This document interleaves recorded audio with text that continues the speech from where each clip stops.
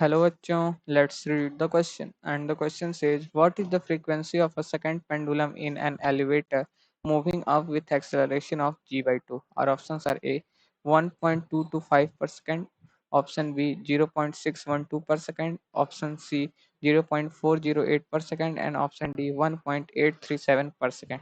तो बेसिकली इस क्वेश्चन को सॉल्व करने के लिए जो की कॉन्सेप्ट्स यूज होंगे की concepts to solve this question है, इसमें जो पहला आ जाएगा, अगर कोई एलिवेटर है जो कि ऊपर ए एक्सेलरेशन से जा रहा है, तो जो इसमें बैठा आदमी के लिए जो जी इफेक्टिव होगा, जो इसमें ऑब्जेक्ट होगा या कोई बॉडी है, तो उसमें जो जी इफेक्टिव लगता है वो हो जाता है जी प्लस ए के इक्वल।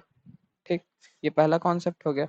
और जो दूसरा पॉइंट इस क्वेश्चन में सॉल्व करने को होगा कि हम लोग जानते हैं कि जो इसमें लिख सकते हैं कि म्यू इज इक्वल टू होता है 1/टाइम पीरियड।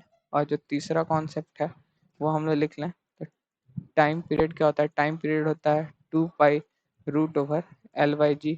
तो यहाँ से अगर कंक्लूड करें हम लोग, तो हम लोग क्या लिख सकते हैं कि डायरेक्ट लिख लें, तो हम लोग पास फोर्थ कॉन्सेप्ट हो जाएगा, वो हो जाएगा म्यू इज इक्वल टू हो जाता है 1/2 पाई रूट ओवर G/L। ठीक,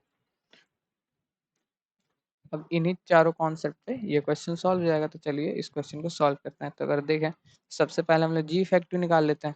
तो जी फैक्टर क्या हो जाएगा, जी प्लस ए कितना है, G/2 दिया। यहाँ से हम लोग के पास जी फैक्टर क्या आ गया, 3G/2। ये हम लोग का इक्वेशन 1 हो गया।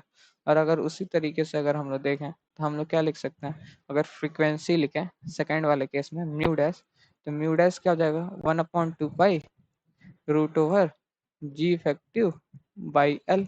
हम लोग का इक्वेशन 2 हो गया। और जो हम लोग की फ्रीक्वेंसी अगर फर्स्ट केस में देखें, जब सिंपल ग्रेविटेशनल एक्सलरेशन केवल जी था, सिंपली रखा हुआ था, तो म्यू इज इक्वल टू क्या हो जाएगा 1/2 पाई रूट ओवर G/L। ये इक्वेशन 3 हो गया। अब अगर देखें from equation 2 and 3 we get mu क्या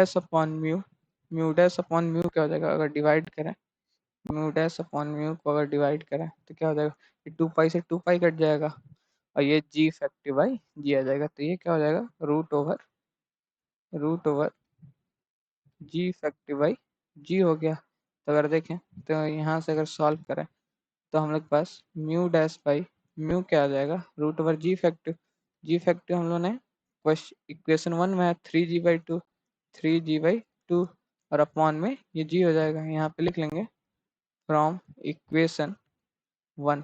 ठीक, तो यहाँ से देखें तो ये क्या आ गया, mu dash is equal to आ गया म्यू टाइम्स रूट ओवर 3/2। ठीक, ये आ गया रूट ओवर 3/2। अब अगर देखें, तो यहाँ से हम लोग क्या लिख सकते हैं कि mu dash is equal to, यहाँ से फिर देखें अगर हम लोग, तो यहाँ से हम लोग लिख सकते हैं mu dash is equal to, अब देखें ये हो जाएगा 1/टाइम पीरियड। अब अगर देखें तो हम लोग के पास जो सेकेंड पेंडुलम है, तो इसकी टाइम पीरियड तो 2 ही होती है, तो 1/टाइम पीरियड मतलब कि 2 हो गया रूट ओवर 3/2। और इसको अगर सॉल्व करते हैं हम लोग, तो यहाँ से हम लोग के पास जो म्यू ये आएगा, इसको सॉल्व करेंगे तो आ जाता है ये 0.612 पर सेकेंड। ठीक, यही हम लोग को सॉल्व करना था और ये हमने कर लिया। तो अगर हम लोग ऑप्शन देखें, तो 0.12 पर सेकेंड, तो अगर ऑप्शन मैच करें तो ए मैच नहीं कर रहा, बी मैच कर रहा है, सी मैच नहीं कर रहा और डी भी मैच नहीं कर रहा। So the final answer is option B, 0.612 per second is the right answer. Hope you understand it well. All the best. Thank you.